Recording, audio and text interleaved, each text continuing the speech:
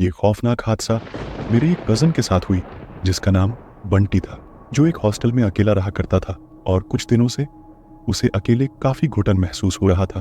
तो एक दिन उसने फैसला किया कि वह अपना कमरा किसी के साथ शेयर करेगा, जिससे उसका अकेलापन दूर होगा। उसके कुछ दिनों के बाद कुछ फ्रेशर स्टूडेंट्स कॉलेज में आए, जिसके बाद बंटी ने सोचा कि वह इनमें से किसी के साथ अपना रूम शेयर करेगा। और तभी उसे एक लड़का दिखा जिसका नाम मोंटी था, जो एक कोने में चुपचाप बैठा था।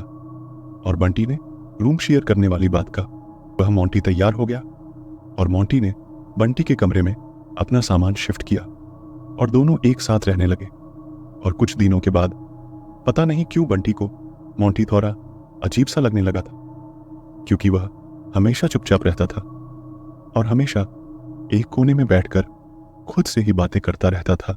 और कुछ दिनों के बाद एक रात बंटी अपने कमरे में सोया हुआ था। तभी अचानक आधी रात को उसकी आंख खुली तो उसने देखा कि मोंटी अपने स्टडी टेबल पर बैठा हुआ था। बंटी को लगा कि वह देर रात तक पढ़ाई कर रहा है। और फिर जो बंटी ने देखा उससे उसकी बॉडी कांपने लगी, क्योंकि मोंटी अपने स्टडी टेबल पर स्टडी नहीं बल्कि कुछ पैरानॉर्मल एक्टिविटी कर रहा था। और उसकी आवाज़ बहुत डरावनी लग रही थी। ये देखने के बाद बंटी और ज्यादा कांपने लगा, पर बंटी ने उसे पता नहीं लगने दिया कि उसने उसे देख लिया है। और उसने आंख बंद कर ली और सोने का नाटक करने लगा। और कुछ देर के बाद उसने आहिस्ता आहिस्ता अपनी आंख खोली तो देखा मोंटी अब उसके सामने बैठा हुआ था और वह बंटी को अजीब नजरों से घूर रहा था। ये देखकर बंटी और ज्यादा कांपने लगा और डर से जोर जोर से चिल्लाने लगा और बेहोश हो गया। और जब बंटी की आंख खुली तो उसने पहले अपने आसपास देखा कि मोंटी कहाँ है, पर मोंटी उसे कहीं भी नहीं दिखा।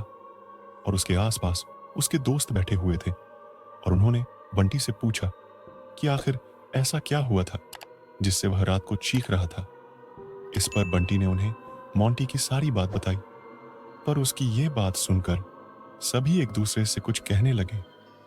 और अब जो बात बंटी को पता चलने वाली थी वो सुनकर आपके भी रोंगटे कांप जाएंगे, क्योंकि बंटी के दोस्तों ने बताया कि मोंटी नाम का कोई भी लड़का इस कॉलेज में नहीं है और तुम तो अकेले रहते हो, तो फिर ये मोंटी कौन है।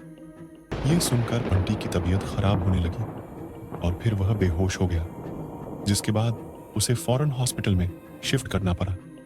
और बंटी को ठीक होने में काफी समय लगा, पर बंटी उस हादसे को कभी भूल नहीं पाया।